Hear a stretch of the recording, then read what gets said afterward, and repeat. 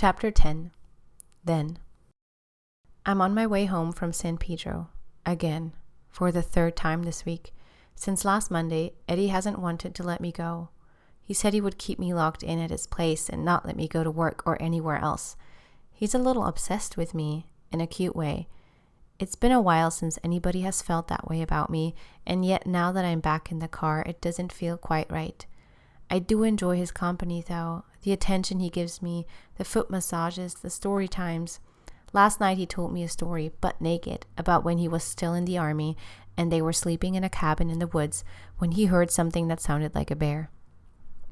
He crawled on the floor to show me how he moved out of his bed to grab one of his swords that he still has right next to one of his windows, in the case of anybody ever breaking in, and was ready to attack the bear once it came through the door of the cabin. He gesticulated so wildly as he told the story and moved around the floor so nakedly unashamed that it made me laugh. And then he said, "It wasn't a bear, and it turns out I almost decapitated one of our comrades who was just late for bedtime that night. But I was already asleep and I didn't know what was going on, so don't ever scare me when I'm asleep, Bunny." He also showed me an old photo album of his with pictures of him as a baby, then as a little boy, teenager, some of his relatives, and handwriting that looked like a little boy's. He was so proud of all this, and I didn't know how to feel about that much information from someone I still wasn't fully interested in a more than casual way. But what am I doing? I've been here every other day, and something keeps me coming back. I need to stop this. This is not what I want, and I can't make it seem to him as if I wanted this as much as he wanted it. This is wrong. I'm still not fully over that personal trainer I met on OkCupid a while ago, even though that ship seems to have sailed. Just this morning, I saw a Facebook post of him and some girl at Disneyland. He posted them.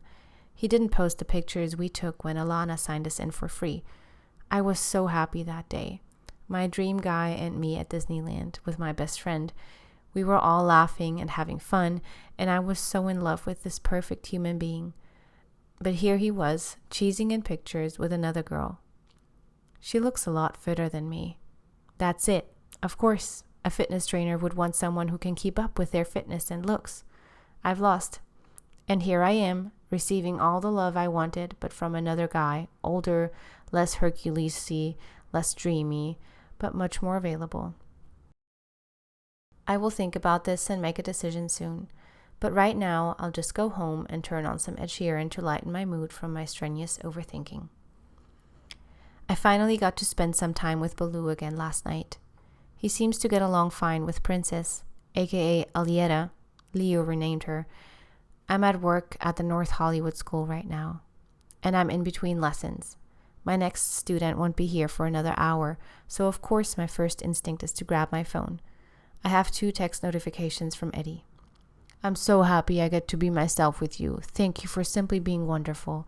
You take a little piece of my heart every time you leave me." And, "I miss you so much already. I hope you have a fantastic day." Isn't that what I wanted? Somebody crazy about me, who tells me that and is all over me? Why can't I appreciate it? He even told me to bring my laundry just a few days ago, and he washed it for me. Of course, I thought that was too much too soon, and yet I did it anyway. He takes care of me. Why? And why do I have to question it so much? I don't know what to tell him.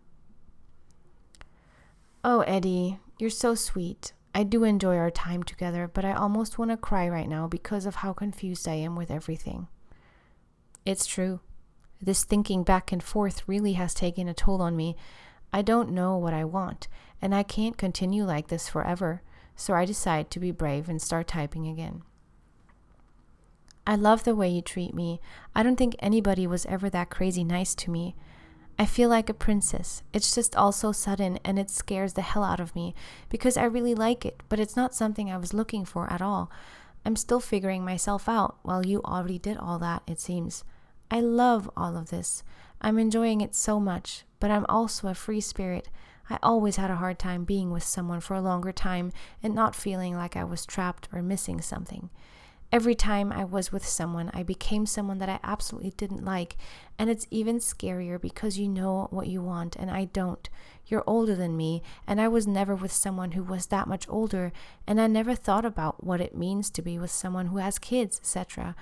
I'm scared because I know being with someone changes me, and I don't know if I want that. I don't know what I want, and this is so confusing to me right now. Phew, it's out. I did just send all that, and at least I'm not carrying it around with me only in my head anymore. I decide to go to the Thai spot next door and order some lunch. The table I sit at starts vibrating as another text comes in. I immediately grab my phone and begin to read. What would he say to my not knowing confession? It's okay. I understand what you mean and that it can be overwhelming. He understands. I keep reading. I'll tell you what. I'll just back off and give you your space and time. Maybe when you get it all figured out, we can go from there, and if not, we can always be friends who shared a special connection at one time. I swallow hard and keep reading. I don't feel any different based on what you said, and you'll always be special to me and have a special place in my heart. You still mean a lot to me, and I'm glad you told me how you felt before you meant the world to me. That would be much harder. I swallow again. This time even harder. The waiter comes to take my order. I pause reading and ask for the usual. Could I get the patsy ew with no egg, tofu, and light on the sauce, please? And just water. Thank you. I will always be kind to you and treat you with the utmost respect. I will also always cherish our connection, and I will always honor our friendship as one of the best and one of my favorites. I still think you're awesome. Okay, free spirit, go get your life. A small tear runs down my cheek that I wipe away quickly because A, I prefer not to be the crazy girl crying in a restaurant, and B, I have to go back to work and need my makeup to stay where it is. Then my phone buzzes one more time. I'm sure I'm gonna miss you like crazy, sad smiley, but I'm still very grateful and thankful that I was able to get to know you for a little bit and be a small part of your life. If you ever need anything, please don't hesitate to ask. Anything. Can I still call you Bunny? Tears are rolling down both of my cheeks now, and I'm busy wiping them away carefully as the waiter sets my glass of water on the table and pretends not to notice my disturbed state of mind. I need to answer. This does not feel right. Throwing everything away? The whole last 2 weeks? I feel like I know this person and he knows me, and as unsure as I am about what I want, just leaving it all behind now feels wrong. I'm crying, and I know I wouldn't be crying if he didn't actually mean something to me. Maybe this is my answer. It might not be what I was looking for, but maybe it's exactly what I need right now. Whoa, I feel even more like crying now. No need to say I actually already did. It's embarrassing enough the way it is. Is that not what you really want? You leaving me to myself? I don't want to. I thought that's what you wanted, is it not? Oh, my confused heart, what has he done to me? How can you mean so much to me after only a few days? And no, that's not what I want. I don't know what I want, but I know that right now I love being with you. I just also don't want to mess it up. And I would understand if you can't be with someone who doesn't know what she wants and can't promise anything, because I know what you want, and I don't want to keep you from getting just that. I want to sit in the car with you for hours and go places and hold your hand and your arm. I want you to make me laugh, and I want to work out with you. I just don't know what's going to happen and how it will make me feel. I'm scared that the same thing will happen that happened before, but I guess you can never know. Okay, Bunny, I'm just happy you still want to see me. There's no pressure. We will let things happen naturally.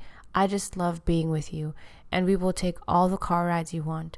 I can't wait to see you again and squeeze you really tight and fall asleep with you as my little spoon.